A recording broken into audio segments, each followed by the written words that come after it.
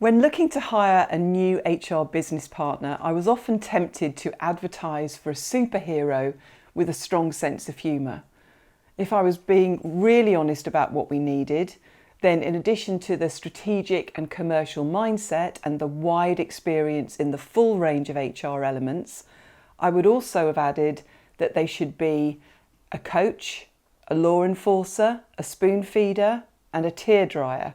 I would have told them that they must be prepared to come up with lots of new ideas, only to have them ignored, to take the blame when things go wrong, and always to have their item put last on any team meeting agenda after finance, operations, marketing, IT, and problems with the toilets.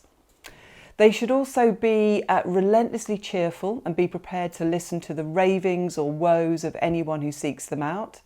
They would need to be able to present the latest group-wide HR initiative that has absolutely no relevance to their business unit, to their local MD, as if it's the best thing since sliced bread.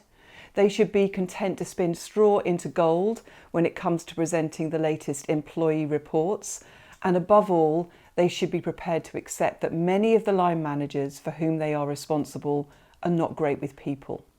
And a few should probably not be around other human beings for prolonged periods.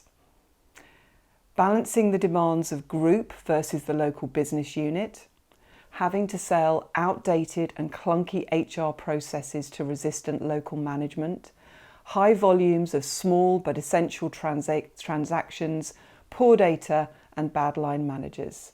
No wonder the HR business partner role is the toughest role in HR. And it wasn't meant to be like this, was it? You know, when the HRBP role first emerged, it was seen as a natural evolution from the old days of personnel officers. We were no longer going to be concerned with the issues from our employees. Instead, we were going to be strategic.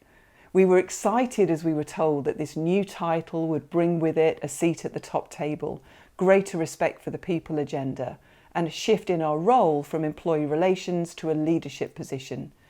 But for many of us, having to cope with reduced numbers, a shared service model that didn't work and which our managers hated, and no more respect than when we were labelled the tea and tissues brigade, the new title just meant extra work and less happy clients. Few of us received the support to move into this new role, and let's be honest, some of us were always going to struggle with a role that depended less on what the policy says and more on the ability to use our judgment.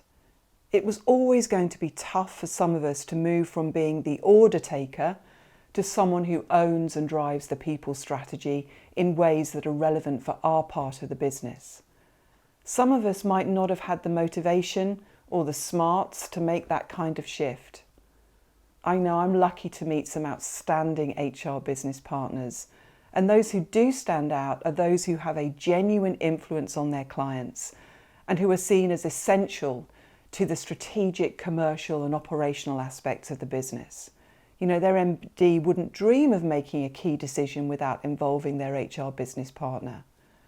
Their MDs recognise that they have someone who can give them the insights that the rest of the management team can't, who can help increase value, agility and innovation. And they do this not through policies or processes, but through a consultancy-based approach, through coaching and facilitation and offering tailored solutions that are relevant to their part of the business. Their work is driven by insights and data as well as personal relationships. They're comfortable moving between the strategic and operational, but recognise that whilst handling the occasional grievance or sorting that hire out still matters, they can't stay in the transactional for too long. They invest in themselves, in their understanding of the business, but also they regularly look up and out to find new ways of doing things and to challenge the status quo. Yes, being an HR business partner is really tough, but it can also be one of the best roles in HR. Being so close to the business and to real people who value your perspective and input is so rewarding.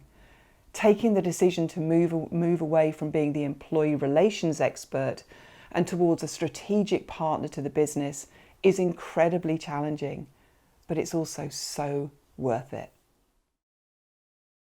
Hi, and thanks for watching. If you found it useful, Make sure you subscribe and turn on notifications to get more videos like this.